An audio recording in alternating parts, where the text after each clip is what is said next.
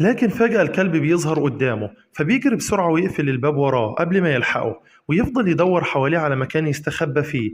لكن الكلب بيحاول يكسر الباب، وفعلا بيكسره ويجري وراه. لكن ستيس بيلاقي فتحة ينزل فيها، لكن الكلب بينزل وراه، فيلاقي ستيس أتوبيس بيدخل فيه ويستخبى ورا الكرسي. لكن الكلب بيشم ريحته ويدخل وراه الأتوبيس، لكن ستيس بيطلع فوق الأتوبيس والكلب وراه.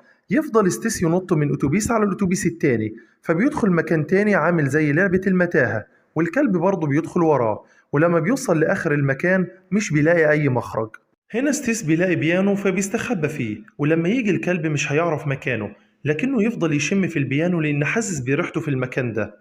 لكن الكلب خلاص هيمشي، لكن من كتر الخوف اللي كان في ستيس بتنزل نقطة عرق على الأرض، بتعمل صوت بيسمعه الكلب. فيعرف إن ستيس جوه البيانو، فيهجم عليه ويحاول يخبط في البيانو لحد ما يوقف.